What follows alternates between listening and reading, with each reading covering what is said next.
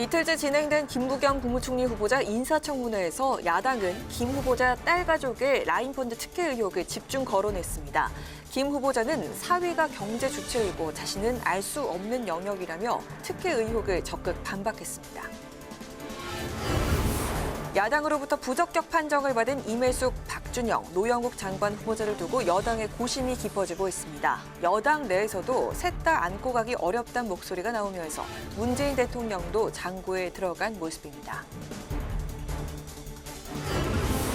여야 지도부가 나란히 광주를 방문했습니다. 민주당은 핵심 지지 기반인 호남 민심을 다독이며 당의 변화를 다짐했고 국민의힘 지도부는 5.18 묘역을 참배하고 김종인 전 비대위원장에 이어 거듭 사죄의 뜻을 밝혔습니다. 청년 정치인의 시각으로 이슈를 분석해보는 청년맛수. 오늘은 인사청문회 마무리와 함께 청문 보고서 채택을 둘러싼 대치 전국과 본격적인 대선 행보에 나서고 있는 여야 대권 주자들의 움직임을 살펴봅니다.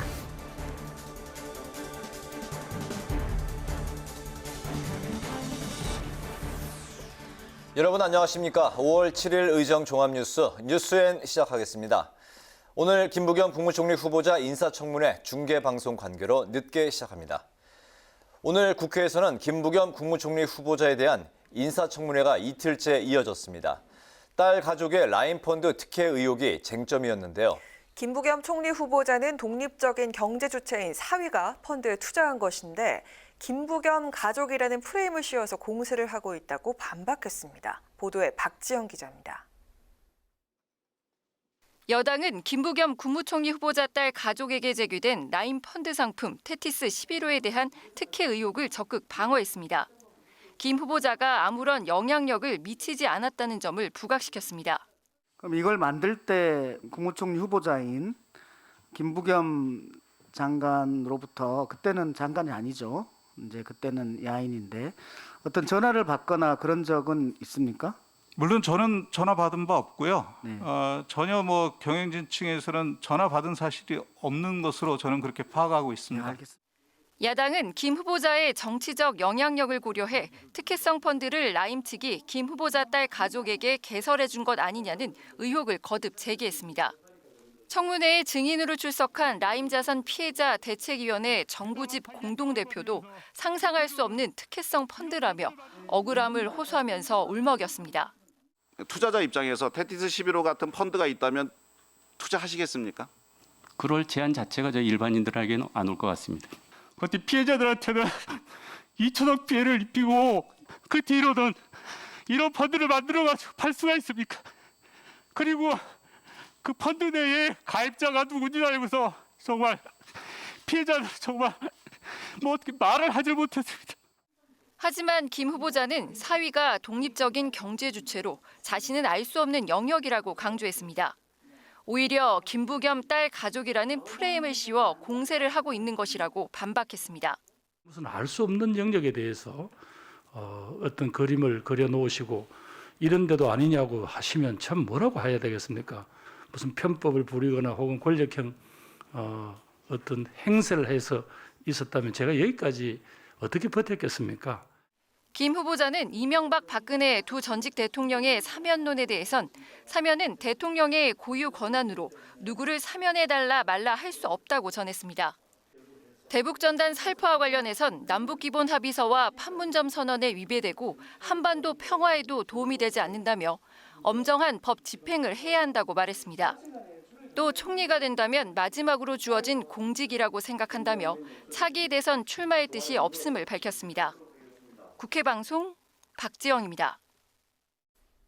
지난 4일 5명의 장관 후보자 인사청문회가 끝났지만 노형욱 국토부, 임혜숙 과기부, 박준영 해수부 장관 후보자 3명에 대한 청문 보고서 채택은 아직도 이루어지지 않았습니다.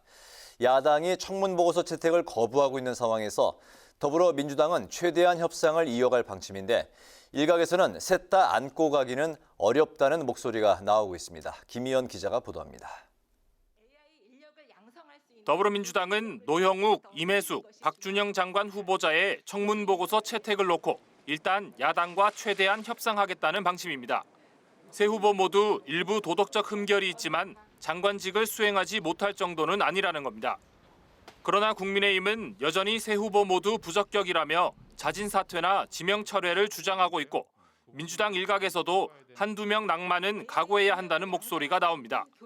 서른 의원은 노 후보자의 관사 재테크 의혹은 지적받을 수 있고 박 후보자 배우자의 도자기 불법 판매 의혹은 문제가 있다는 생각이 든다고 말했고 다른 중진 의원도 한 명 정도는 재검토 판단이 필요하다는 입장을 밝혔습니다. 해당 상임위 여야 간사 협상도 제대로 이뤄지지 않고 있습니다. 이만희 농해수위 야당 간사는 간사 간 협의는 없을 것이라며 지도부 간 협상을 지켜봐야 한다고 밝혔습니다. 새 상임위 중 농해수위만 다음 주 월요일 전체 회의 일정이 예정돼 있는데 여당 단독으로 박 후보자 청문 보고서 채택 여부를 논의할 것으로 알려졌습니다. 다음 주 월요일까지가 청문 보고서 채택 기한이어서 주말 사이 여야 지도부 간 협상이 있을 수 있다는 전망이 나옵니다. 다만 민주당은 일방적인 청문 보고서 채택이 부담스러운 만큼 문재인 대통령이 청문 보고서 재송부를 요청한 다음 추가 협상을 하는 방안도 고려하고 있습니다. 문재인 대통령은 오는 10일 청문 보고서 채택이 이루어지지 않으면 10일 범위 내에서 재송부를 요청할 수 있습니다. 청와대는 아직 별다른 입장을 내지 않고 있는데 오는 10일까지 국회 협상을 지켜본 뒤 재송부 요청 기간에 3명의 장관 후보자에 대한 거취 문제를 논의할 것으로 보입니다. 국회 방송 김희연입니다. 여야 지도부가 오늘 광주 5.18 민주묘지를 참배했습니다. 호남 민심을 잡기 위해 나란히 공들이기에 나섰는데 민주당은 광주는 민주당과 대한민국 민주화 정신의 뿌리라고 강조했고 국민의힘은 지난해 김종인 전 비상대책위원장에 이어서 또다시 사과했습니다. 김동길 기자의 보도입니다.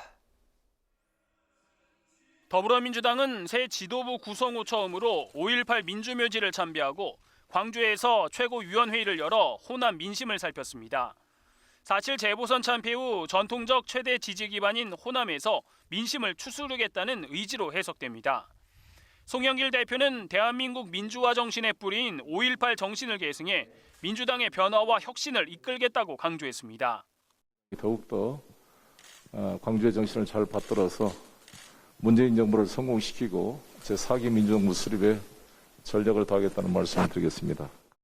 송 대표는 국민의힘의 5.18 민주묘지 참배에 대해선 환영의 입장을 밝히면서 5.18 관련 허위사실 유포행위 처벌법에 여야 합의 처리를 촉구했습니다.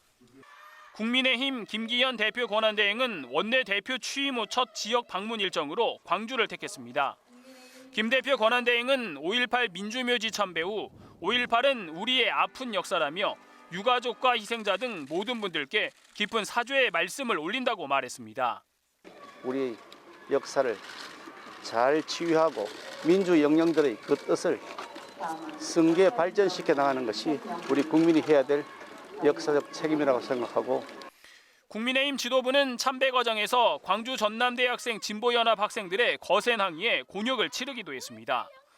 국민의힘의 광주 방문은 김종인 전 비상대책위원장 체제에서의 호남 동행 기조를 이어받아 내년 대선에서 호남 민심을 반드시 잡겠다는 의지로 풀이됩니다.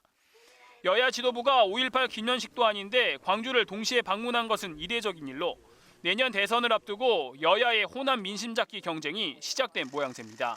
국회 방송 김동길입니다. 정의당이 문재인 정부가 4년간 추진해온 개혁에 대해 평가하는 토론회를 열었습니다. 정의당과 전문가들은 의미 있는 변화도 있었지만 정치 개혁은 미미했고 사회적 불평등은 오히려 심화됐다고 지적했습니다. 보도에 홍혜진 기자입니다. 정의당과 전문가들의 문재인 정부 4년에 대한 평가는 냉정했습니다. 정의당은 문재인 정부는 나라다운 나라를 만들겠다며 촛불 정신으로 출범했지만 약속을 지키지 못했고 이제는 기득권이 됐다고 비판했습니다. 기회는 불평등하고 과정은 불공정하며 결과는 부정의한 나라. 그 부정의함에 대한 비판조차 제대로 받아들이지 못하는 나라가 또 민심을 반영하는 정치개혁이나 국민이 먹고 사는 문제 등도 제대로 해결하지 못했다고 비난했습니다. 다수 국민은 더 가난해졌습니다. 먹고 사는 문제는 더욱 어려워졌습니다. 집값은 폭등했고 자산 격차는 역대 최악이며 불평등은 최대로 심화되었습니다. 전문가들은 정치와 권력기관 개혁, 노동, 불평등 등 6개 영역으로 나누어 문재인 정부 4년을 평가했는데 비판의 목소리가 줄을 이뤘습니다. 정치개혁과 관련해선 선거 연령 18세 하향 등의 성과도 있었지만 지지부진한 개헌이나 민주당 스스로 위성정당 가담 등 논란도 있었다고 지적했습니다. 연동형 상한 캡이 부칙으로 인해서 다음 22대 총선에서는 사라지게 돼 있기 때문에 우리는 더욱 비례성이 개선된 선거제도의 도래를 기다리고 있습니다만 다시 위상정당을 만들 것인지 말 것인지 어떻게 하겠다는 것이 어떠한 입장 개진도 현재까지 민주당에서 밝혀지지 않고 있습니다. 불평등 문제의 경우 부동산 정책 실패로 자산 격차는 더 벌어졌고 최저임금 10,000원 달성은 실패로 돌아갔다고 평가했습니다. 또 차별금지법은 사회적 합의가 필요하다는 이유 등으로 국정과제에서 삭제했고 비정규직의 정규직 문제도 일부 반발에 부딪히자 후퇴했다고 지적했습니다. 다만 정의당은 자신들도 민생과 상관없는 진영 대립에 뛰어들었던 적이 있었다고 반성했습니다. 그러면서 평등과 다양성의 가치를 중심으로 기득권에 맞서 제대로 개혁 과제를 완수해 나가겠다고 강조했습니다. 국회방송 홍혜진입니다. 국회의원회관 아트갤러리에 매화나무의 모습을 다채롭게 담은 그림 10넉 점이 전시됐습니다. 먹과 금분을 사용해서 매화를 그려놓는 매화화가 성영록 작가의 작품입니다. 김동희 기자가 소개합니다. 황금빛 유채꽃 들판 너머로 울긋불긋한 매화와 하얀 매화가 조화를 이루고 있습니다. 따뜻한 봄날을 담아놓은 듯한 이 작품의 이름은 화목한 봄날. 작가가 자신에게 큰 버팀목이 되고 영감을 주는 가족들을 생각하며 8년 동안 그려 완성한 그림입니다. 국회 아트갤러리 5월의 작품전은 봄날을 그대로 옮겨놓은 듯한 분위기입니다. 작품을 자세히 들여다보면 금색과 은색의 반짝이는 부분이 눈에 띕니다. 작가는 화려한 금분과 은분으로 희망의 기운을 불어넣어 매화를 꽃 피웠습니다. 금박이 붙어있는 냉금지부터 전통 한지, 진한 먹색도 매화를 더욱 멋스럽게 합니다. 제가 섬진강변에 그 최참판댁이 있는 황사리를 여행 갔다가 양쪽에 있는 그 쌍매화밭을 보고 그때 매화 향기에 푹 빠진 적이 있거든요. 그래서 그때부터 지금까지 한 번도 봄마다 이렇게 빠짐없이 매화를 보러 다니는데요. 꼭 어떻게 표현해볼까 하다가 매화를 계속 그리게 됐습니다. 봄마다 풍경 사진을 보내준 인연을 떠올리며 그린 그림도 있습니다. 작가는 전시장이 코로나19로 지치고 답답한 마음을 달래주는 향기로운 매화 정원이 되길 바랐습니다. 생각하지 못했고 가지 못했던 곳들을 많이 걸어 다니다 보니까 따뜻한 봄날의 기운을 많이 받았던 것 같아요. 그래서 그 봄날의 느낌을 많은 분들께 조금 전달해 드리면 힐링과 또 치유의 시간이 되지 않을까. 관람객들은 매화가 있는 곳으로 여행을 온 듯합니다. 저 매화가 봄이지만 슬픈 느낌을 받기도 하고 또 따뜻한 느낌을 받기도 하고 내가 그곳에 가 있는 느낌을 받아서 혼자 힐링하기에는 너무나도 좋은 전시회다. 이게 사계절을 다 느껴볼 수도 있고 낮과 밤까지도 이렇게 느껴볼 수 있는 작품들이어서 화려함 속에 어떻게 보면 우울하면서도 아련함들이 느껴질 수 있기 때문에 다양한 매화의 모습을 담은 이번 전시는 오는 28일까지 국회 아트갤러리 1층에서 이어집니다. 국회 방송 김동희입니다. 더불어민주당 윤호중 원내대표가 코로나19 손실보상법에 대한 입법 청문회를 추진하겠다고 밝혔습니다. 윤 원내대표는 오늘 최고위원회의에서 코로나19 현장 피해자들과 전문가 의견, 해외 사례 등을 모두 검토하는 청문 자리를 마련해 손실보상과 관련해 구체적이고 합리적인 방안을 만들겠다고 밝혔습니다. 이어서 부동산 정책과 언론개혁, 검찰개혁, 그리고 민생과 직결되는 핵심 개혁 과제에도 입법 청문회를 적극 활용하겠다고 강조했습니다. 더불어민주당 이용우 의원은 비트코인이나 이더리움 같은 암호화폐, 이른바 가상자산을 제도화하는 가상자산어법 제정안을 발의했습니다. 이 법안은 가상화폐 거래소를 운영하려면 금융위원회의 인가를 받도록 했으며 무인가로 거래소를 영업할 시 최대 5년 이하의 징역형이나 5천만 원 이하 벌금에 처하도록 했습니다. 또 가상자산 사업자가 부당 이득을 취할 경우 몰수 또는 추징하며 해킹 방지 의무를 어겨 손해가 났을 땐 손해배상 책임을 부여하도록 했습니다. 국민의힘이 민주당 지도부를 향해서 자중질환을 멈추고 부동산 문제 해결에 총력을 다하라고 촉구했습니다. 윤희석 대변인은 논평에서 보유세 부과일이 얼마 남지 않았는데 정부 여당이 이제야 부동산 세금 논의에 속도를 내겠다고 한다며 제대로 된 대책을 내놓지 못하고 있다고 말했습니다. 윤 대변인은 또 민주당 국회의원 투기 전수조사는 조사 기간만 연장하고 있다며 LH발 투기 의혹 조사가 빈수레뿐이라고 지적했습니다. 박병석 국회의장은 오늘 서울 영등포구 보건소에서 아스트라제네카 코로나19 백신 2차 접종을 마쳤습니다. 박 의장은 접종 후 국민 여러분도 안심하고 맞으시길 바란다며 백신을 맞는 것이 자신과 이웃을 보호하는 길이라고 강조했습니다. 박 의장은 바츠슬라프 볼로딘 러시아 하원 의장의 공식 초청에 따른 이번 달 러시아 방문을 앞두고 일각에서 제기되는 백신의 안전성 우려에 대한 솔선수범 의미도 함께 담아 백신을 접종받았습니다.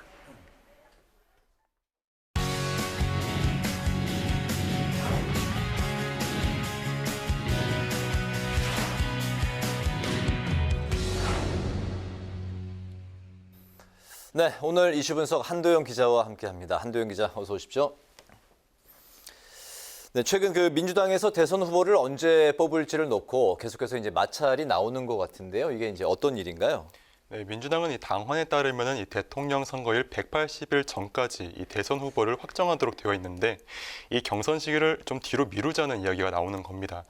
이 경선 연기를 주장하는 쪽은 이낙연 전 대표 그리고 이 정세균 전 총리 측과 같은 비이재명 진영이고 그리고 그대로 진행을 하자 경선 연기하지 말자라고 하는 쪽은 이 이재명 진영 쪽입니다. 그렇군요. 그렇다면 이 경선 연기를 이제 현재 주장하고 있는 사람들은 누구이고 또 어떤 논리를 펴고 있는 건가요? 예, 친문으로 꼽히는 이 전재수 의원은 어제 SNS에 이제 경선 연기를 진지하게 검토해야 된다는 글을 올렸습니다. 그러니까 이 실명을 내건 입장문은 이번이 처음입니다. 네. 그리고 같은 날에 이 또 다른 친문인 이 김두관 의원도 어제 정세균 전 총리를 만나서 이 경선 연기 필요성을 말한 것으로 알려졌습니다. 이들이 내세우는 논리는 크게 두 가지 정도입니다. 먼저 국민의힘보다 굳이 이 2달 먼저 대선 후보를 선출할 필요가 있겠냐는 겁니다. 지금 민주당은 대통령 선거일 180일 전까지, 그리고 국민의힘은 120일 전까지 지금 대선 후보를 선출하도록 되어 있는데 60일 먼저 뽑아봤자 상대의 집중 공격 대상만 될 거라는 그런 이야기입니다. 그리고 또 다른 이야기는 그리고 코로나 상황에 기댄 논리입니다. 우리 국민들이 충분히 백신을 접종해서 이 집단 면역이 가시권에 들어온 다음에 경선을 진행해야 더 많은 국민들의 관심과 참여를 이끌어낼 수 있다. 그 전에 경선을 진행해 봐야 많은 게 비대면으로 이어질 거고 결과적으로 민주당만의 리그가 될 거라는 그런 우려입니다. 네. 그렇다면 이제 이재명 경기지사를 추격하고 있는 이낙연 전 대표와 이제 정세균 전 총리의 입장에서는 일정이 연기되면 시간을 벌 수 있기 때문에 유리하다고 이제 판단할 것 같은데 이 두 분은 현재 어떤 반응을 보이고 있습니까? 네, 일단 신중한 입장입니다. 이 정세균 전 총리 측은 이제 어제 회동 직후에 이 선수로서 그러니까 이 대선 후보로서 이 경선 룰에 대해서 언급하는 게 부적절하다는 입장을 밝혔고요. 네. 그리고 이낙연 전 대표도 이 기자들을 만난 자리에서 원칙을 존중해야 된다는 입장에 변함이 없다고 밝혔습니다. 이게 표면적으로는 연행을 삼가고 있는데 이 두 사람 주변에서는 다른 이야기들도 나오고 있습니다. 정세균 전 총리 측의 또 다른 관계자는 이재명 지사만 합의하면 못할 게 없다. 이 대면 경선을 위해서라도 이 경선 연기는 필수라고 말했고요. 이낙연 전 대표 쪽도 이 경선 연기론에 암묵적으로 동의하고 있는 것으로 그런 관측이 나옵니다. 그리고 정세균 전 총리 측은 원래 이번 달 중순에 이 출마 선언을 하기로 했다가 이 다음 달에 미루는 방안을 검토하고 있는데 이런 고민을 하는 그 배경에도 이 경선 연기 가능성을 기대하고 있는 게 아니냐 이런 분석도 나오고 있습니다. 네. 그 이재명 지사를 제외한 다른 그 후보군들 모두 이제 그 출마 선언을 연기할 거다, 미룰 거다 이런 관측들이 또 나오고 있더군요. 현재 그 지지율 1위를 달리고 있는 이재명 지사 쪽에서는 현재 어떤 입장인가요? 네, 강한 반대 이렇게 말할 수 있을 것 같습니다. 민영배 의원은 오늘 SNS에 이 패배를 앞당기는 거나 다름없다는 글을 올렸는데 이재명계의 첫 번째 이 공개 반발 의사라고 볼 수 있겠습니다. 네. 이 집단 면역이 가시권에 들어왔을 때 경선을 해야 된다는 앞서 이 전재수 의원 주장에 대해서도 콕 집어서 반박을 했는데요. 코로나19는 적어도 내년 상반기까지는 총력전을 벌여야 된다. 종료 선언 이전까지 큰 변화를 둘 수 없다고 말했습니다. 그리고 이재명계 좌장격인 이 사선의 정성호 의원도 있습니다. 원칙을 망가뜨리는 건 국민 신뢰를 떨어뜨리는 거다. 명분도 없고 실리도 많지 않다고 했는데 함께 들어보시겠습니다. 저 당은 코에 걸면 코걸이, 귀에 걸면 귀걸이. 당헌을 저렇게 바꾸는구나. 또 당헌을 저렇게 왜곡돼서 해석하구나. 이런 불신을 줄 수가 있고요. 특정인을 배제하기 위한 또 다른 후보를 키우기 위한 그런 시간 벌기 아니냐. 이렇게 이재명계에서는 이 반대 목소리를 내고 있는데 다만 이재명 지사 본인은 지난달 28일에 이 당이 정하면은 우리는 따라야 된다는 입장을 밝혔습니다. 네, 지금까지 그 대선 경선에 나서는 이 후보 측의 이제 입장을 한번 알아봤는데 이 문제를 이제 다룰 그 실질적인 그 민주당 지도부는 어떤 의견인가요? 일단 그 송영길 신임 당대표는 지난 3일에 이 취임 기자 간담회에서 체크해 보겠다는 원론적인 입장만 밝힌 상태고요. 그 민주당 당내에서는 아직은 이 공식적인 논의는 시작되지 않은 것으로 전해졌습니다.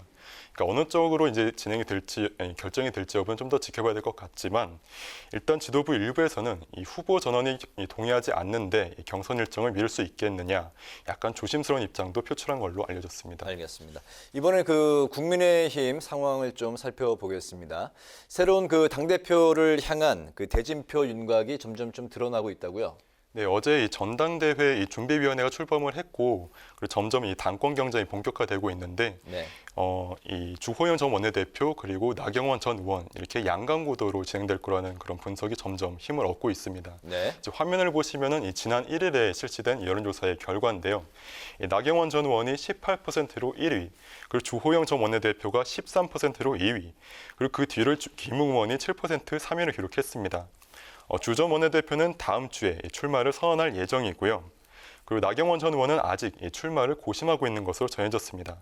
나 전 의원이 이 당원 투표 70%, 이 여론조사 30%라는 지금의 이 당원 전당대회 룰이 유지될지 여부를 가늠한 이후에 최종 결정을 할 거라는 전망도 나옵니다.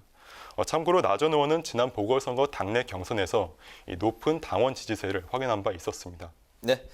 오늘 이슈 분석은 여권의 대선 후보 경선 연기를 둘러싼 마찰, 그리고 본격적인 야당의 당권 경쟁에 대해서 살펴봤습니다. 한도영 기자 수고했습니다.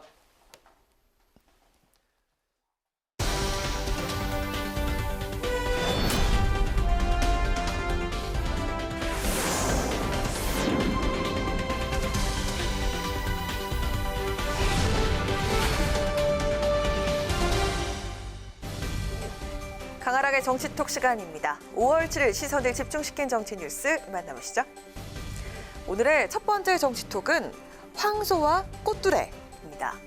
내년 대선이 이제 10개월 앞으로 다가오면서 정치권의 관심은 야권의 강력한 대선 주제로 떠오른 윤석열 전 검찰총장이 언제 어떤 방식으로 공식 등판할 것인가에 쏠려있죠. 국민의힘을 떠난 김종인 전 비대위원장은 최근 윤 전 총장이 5월 중순쯤 정치적 결단을 내릴 것으로 전망을 하면서 기존 정당 입당보다는 독자 세력화에 나서는 선택이 필요하다고 강조했습니다. 김 전 위원장의 이런 의견에 나는 생각이 다르다 이렇게 이야기를 하고 나선 야당 의원들이 있습니다.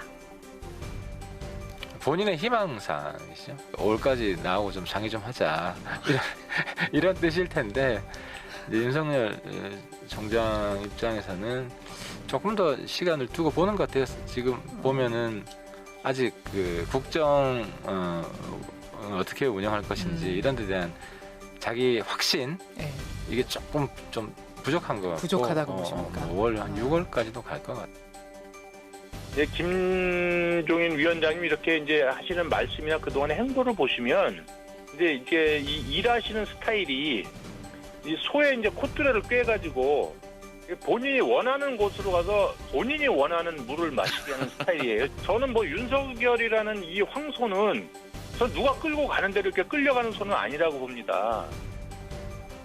윤석열 5월 등판론은 김 전 위원장의 희망사항일 뿐이라며 6월까지도 관망할 것으로 예상한 국민의힘 하태경 의원. 게다가 국민의당 이태규 의원은 콧뚜레를 꿰는 황소까지 소환을 하면서 김 전 위원장이 원하는 대로 끌고 가려고 하지만 윤석열이라고 하는 황소는 끌려가는 소가 아니다 이렇게 주장을 했는데요. 야권의 이런 성토 분위기와 아직도 감감무소식인 윤 전 총장을 의식해서일까요? 오늘 국민의힘 김웅 의원을 만난 김 전 위원장은 윤석열 본인에게 시간을 더 줘야 될 것 같다라고 조금 더 유연한 입장을 보였습니다. 이런저런 예측과 전망만 무성한 가운데 긴 침묵과 잔행을 이어가고 있는 윤 전 총장. 과연 김 전 위원장이 이끄는 대로 움직일까요? 아니면 자신만의 길을 가게 될까요? 자, 이어서 오늘의 두 번째 정치톡 보겠습니다. 전 재산을 걸어야 할 문제입니다.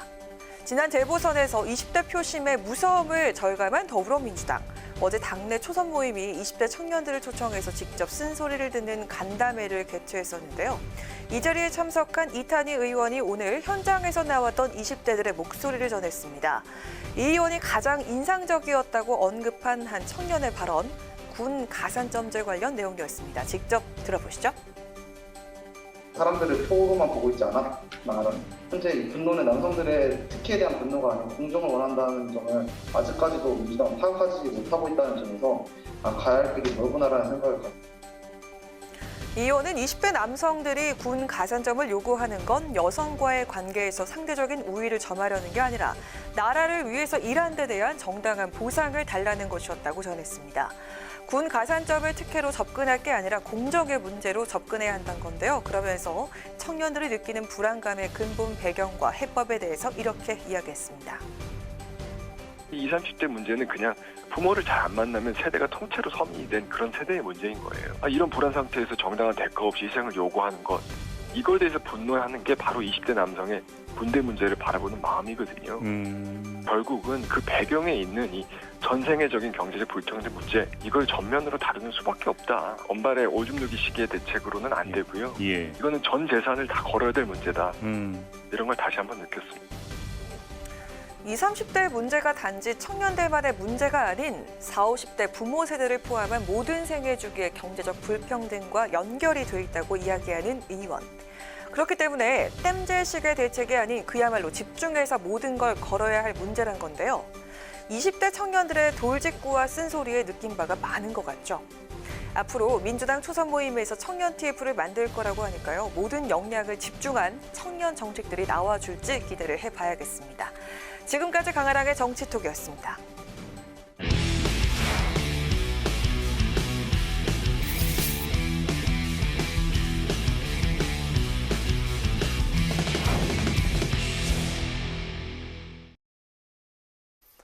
네, 이번 순서는 청년 정치인의 시각으로 정치권 이슈를 짚어보는 뉴스앤 청년 맞습니다. 오늘도 뜨거운 토론을 펼쳐주실 두 분, 권지웅 더불어민주당 청년 대변인, 이준석 전 국민의힘 최고위원과 함께하겠습니다. 두 분 어서 오십시오. 네, 어서 오세요. 네. 먼저 그 이준석 전 최고위원 어제 그 당대표 출마 선언을 이제 하셨는데 이제 본격적으로 후보자로서 뛰시는 건가요? 뭐 출마 선언이라기보다 그 마포 포럼이라고 하는 곳 초대되어 가지고 그에 대해서 뭐 저희 당의 선배들이죠. 어떤 의향이 있냐 그래서 저는 당연히 출마할 생각이 있다 이렇게 밝혔고 공식적으로 이제 공약이나 비전을 담아 가지고 출마 선언하는 것은 이제 저희 전당대회 준비위원회가 뭐 일정이라는 걸 정하고 난 뒤에 바로 할 겁니다. 네. 그 당은 이제 다른데 같은 청년 정치인으로서 청년 정치인의 출마, 당대표 출마 선언 어떻게 보십니까? 잘 됐으면 좋겠습니다. 그러니까 아무래도 그 사회가 새롭게 변하면서 맞이하게 되는 어떤 문제들에 아무래도 가깝다고 저는 생각하는 편이거든요. 그래서 잘 좀 유의미한 선거가 되었으면 좋겠습니다. 네. 먼저 출마 의지를 밝힌 그 김웅 의원은 오늘 김종인 전 위원장과 만났던데 이 전 최고위원은 윤석열 전 총장을 바로 만날 거라고 하셨는데 언제쯤 만날 예정인가요? 제가 당대표가 되면 이제 바로 이제 안철수, 윤석열 이 두 분과 어쨌든 저는 대선에서 우리 당 내에서 입당해서 다들 이제 경선을 치르는 것이 옳다 이렇게 보고 있기 때문에 그건 뭐 밖에서 거론되는 유력한 대선자 두 분이기 때문에 그렇게 언급하는 것이고 그리고 저희 당에 있다가 무소속으로 나온 이제 홍준표 대표 같은 경우에도 대선에 참여할 의향이 있다면은 뭐 제가 당선되면 뭐 무리 없이 입당을 해가지고 같이 경선을 치를 수 있을 것이다 이렇게 봅니다. 네, 본격적인 토론으로 들어가 보겠습니다. 국회에선 김부겸 국무총리 후보자 인사청문회가 어제에 이어서 오늘도 이틀째 열렸습니다. 먼저 오늘 청문회에서 있었던 주요 발언 먼저 듣고 이어가도록 하겠습니다. 라인펀드 투자 의혹에 대한 질문들이 있었습니다. 저는 이 관련한 질문이 왜 후보자의 청문회장에서 나오는지 잘 이해가 가지 않습니다. 아마 문제 제기하시는 분들은 뭐 어떻게 됐든 간에 저 혈육과 관련되는 일이고 이른바 제하고 제 사위 문제가 드러나니까 어떤 선입견을 가지신 게 아닌가 싶습니다. 경제 활동의 주체가 현재로서는 이제 제 사위인 셈인데 김부겸 후보자 딸 가족 이렇게 이야기하는 것부터가 저는 일종의 프레임이라고 보는 거죠. 문재인 대통령 임기 말기에 총리 후보자로서 대선 주자하고는 길이 멀어졌어요. 대선 출마는 염두에 안 두는 겁니까? 제가 이게 마지막 공직이라고 생각을 하고 또 그런 마음 자세뿐만 아니라 사실상 저도 뭐 물리적 나이가 있습니다. 그 마지막 저에게 주어진 공직이라고 생각하고 그렇게 일을 할 각오가 되어 있습니다. 네. 네, 이틀 동안 이어졌던 김부겸 국무총리 후보자의 인사청문회 잠깐 이제 살펴봤는데 뭐 들으신 것처럼 딸의 라인펀드 특혜 의혹 같은 이제 도덕성 문제부터 정책 현안 질의까지 쏟아졌습니다. 현 정부의 마지막 총리 후보자로서 적임자라고 이제 보시는지 이번 청문회 어떻게 보셨습니까?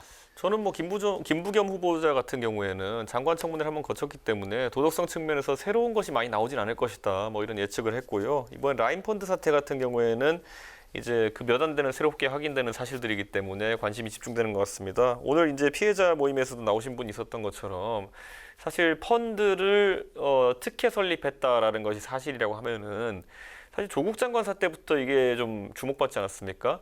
일반인들에게는 접근이 사실상 불가능한 이 사모펀드라는 영역에서 어떤 일이 벌어지고 있는지 국민들이 상당히 궁금한 점이 많기 때문에 뭐 저는 김부겸 후보자가 뭐 추후에라도 이것에 대해 가지고 성실하게 해명하는 것이 소통하는 자세다 이렇게 생각합니다. 네, 어떻게 보셨습니까?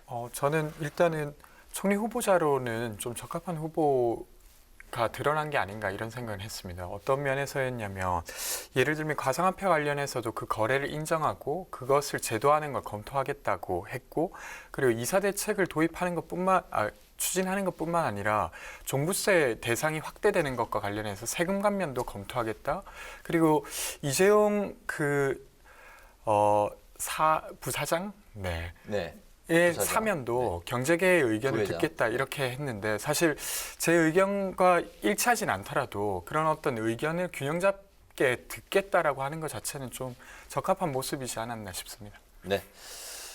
그런 가운데 오늘 이제 하태경 국민의힘 의원은 오늘 한 라디오 방송에서 이 김부겸 후보자를 화끈하게 통과시켜주자 이런 이제 발언을 했습니다. 인준안 통과 어떻게 보십니까? 저도 뭐 큰 결격 사유가 발견되지 않는 한 아까 말했던 것처럼 라임 사태 같은 경우에는 이것이 워낙 그 많은 피해자들이 있고 그렇기 때문에 관심을 받는 청문회장에서 다시 한번 주목시키기 위한 것이고 네. 김부겸 후보자 개인의 어떤 도덕성에 대한 연관성은 명확하지 않습니다. 그렇기 때문에 뭐 하태경 의원의 말대로 김부겸 후보자에 대한 청문은 무난하게 통과돼야 된다. 저도 이렇게 생각합니다. 네.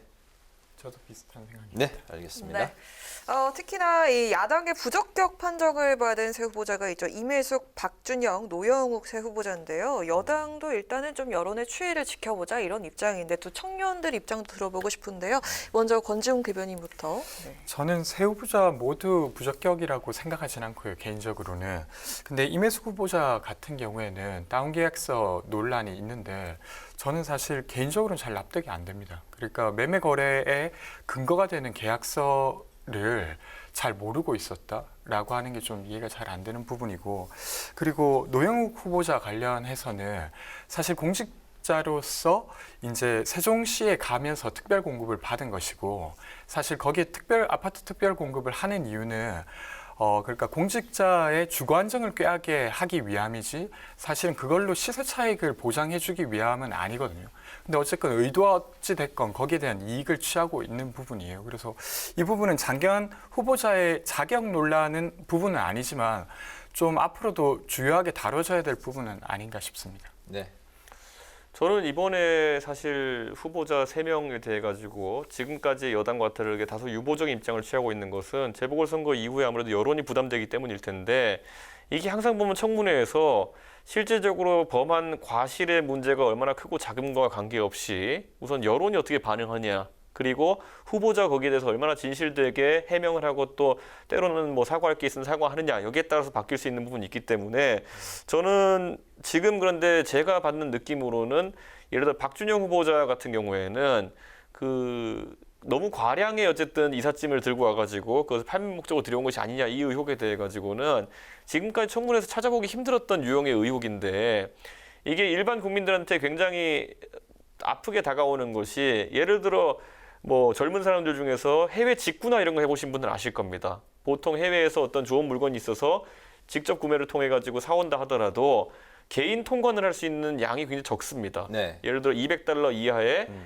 판매 목적이 아니라 하나 정도만 이제 가져올 수 있는 것인데 지금 이 경우에는 외교관의 특혜를 받아가지고 사실상 이삿짐으로 엄청난 양의 이제 도자기라든지 샹들리에라든지 이런 집에서 한 번에 본인이 사용하기 위한 목적이라 볼 수 없는 양의 물품을 들여왔기 때문에 이거는 뭐 해양수산부가 관할하는 영역에서 이제 사실 밀수를 단속하고 이런 부분도 있는 것인데 좀 해명이 부족한 것이 아니었나 좀 이런 생각을 하게 되어서 저는 아까 임혜숙 후보자 같은 경우에도 연구 윤리 관련해 가지고 이제 사실 배우자와의 공동 연구라든지 이런 측면에서 좀 해명이 덜 된 부분이 있고 다른 장관이란 모르겠으나 과학기술부 장관이라고 하면은 과학기술인들에게 사실상 여러 가지 행정 집행을 해야 되는 그런 자리인데 그 도덕성 측면에서 연구윤리 측면에서 문제가 있다고 한다면은 직무 수행에 문제가 있다는 약간 생각을 하게 됩니다. 그래서 이 부분은 이제 너무 정치적으로 받아들여가지고 둘 중에 하나를 낙마시킨다 이런 식으로 갈 것이 아니라 실제 아까 말했듯이 이게 만약에 과다한 양의 물품을 수입한 것이 직무 수행에 문제가 없겠는지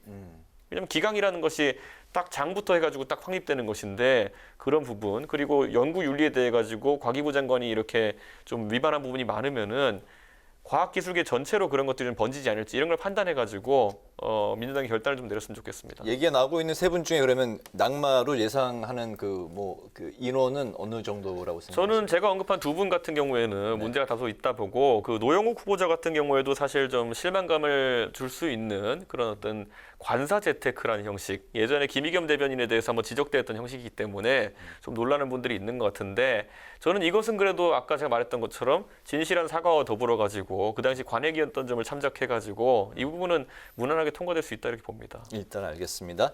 이번에 그 민주당 그 대권 주자들의 이야기를 한번 갖고 의견을 좀 들어보겠습니다. 민주당 대권 그 유력 후보 이제 세 분이 청년층을 겨냥한 현금 지원을 이제 언급을 했는데요. 이재명 지사는 고졸 청년의 세계 여행비 1,000만 원, 또 이낙연 전 대표는 군필자에게 사회 출발 자금 3천만 원, 정세균 전 총리는 사회 초년생에 1억 원 지원을 이제 그 거론을 했습니다. 청년 정치인의 시각을 한번 듣고 싶네요. 네, 이준석 전 의원부터. 저는 이재명 지사의 1,000만 원 같은 경우에는 이 언급된 셋 중에 가장 액수가 작긴 하지만은 오히려 다소 전 실망감을 감추기 어려운 것이 해외 여행이라는 것이 과연 지금 우리 젊은 사람들에게 필수제이냐 아니면 사치제에 해당하는 것이냐를 봤을 때 아직은 사치제에 해당한다 보는 것이 가장 필수적인 것들도 청년들이 지금 누리지 못하는 경우가 있는데 그것에 우선되어서 이렇게 시행돼야 될 정책이냐에 대해 가지고는 저는 강하게 좀 의구심이 듭니다. 그래서 뭐 이재명 지사가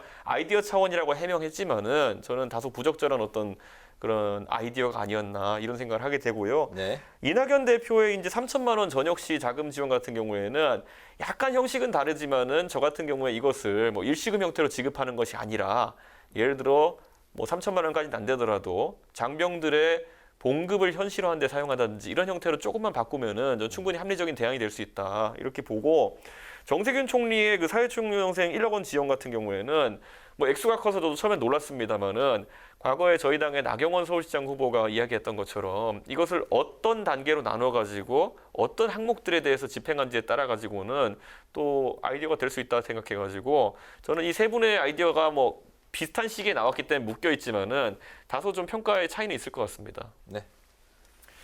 저는 어쨌든 이런 논의 자체는 되게 긍정적이라고 일단 보고요.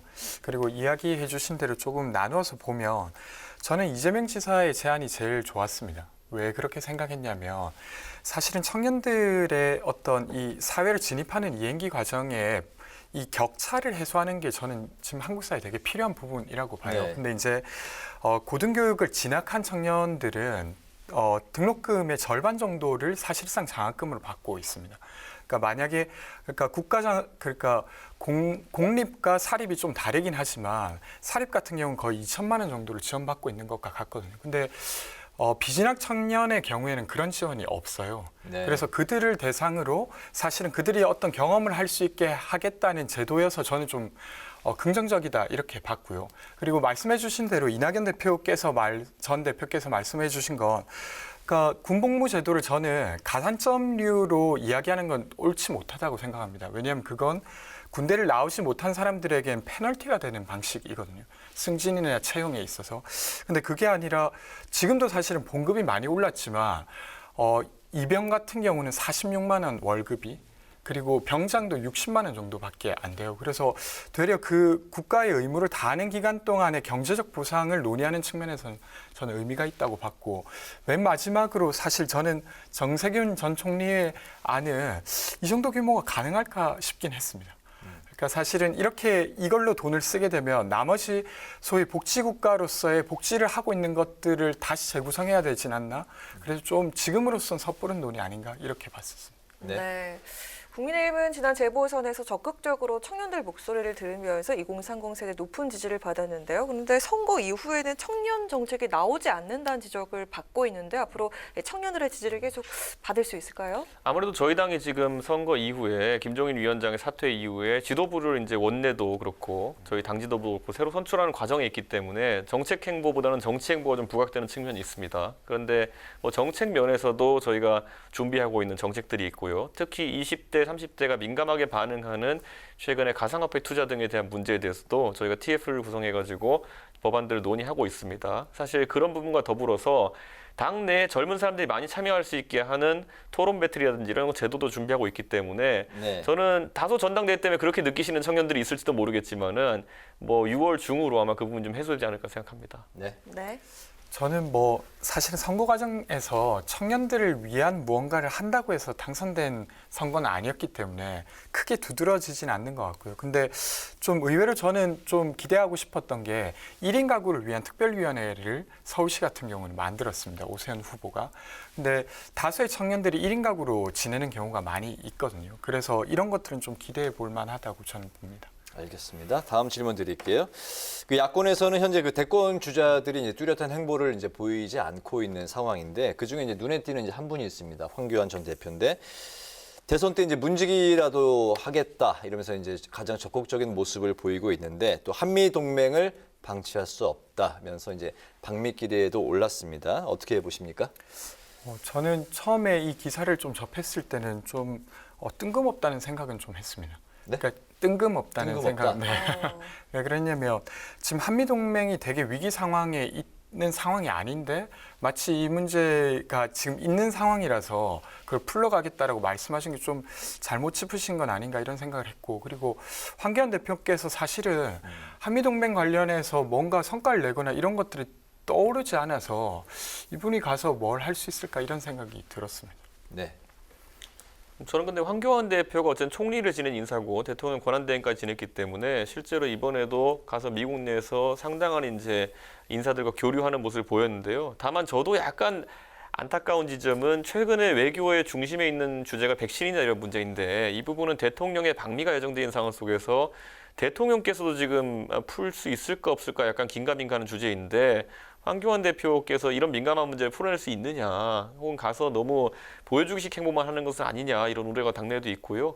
저는 뭐 황교안 대표께서 정치 활동에 적극적으로 복귀하는 것은 당연히 뭐 피선거권을 가진 분으로서 할 수 있는 행동이고, 뭐 언제든지 행동에 따라 가지고 다시 국민들의 지지를 많이 받을 수 있는 길도 열려 있다, 이렇게 보는 것이고, 하지만 국내에 돌아오셔가지고 이제 지난 선거에 어쨌든 패배라든지 이런 부분에 대해서 좀 달라진 모습을 보여주셔야 된다, 이런 생각을 하고 있습니다.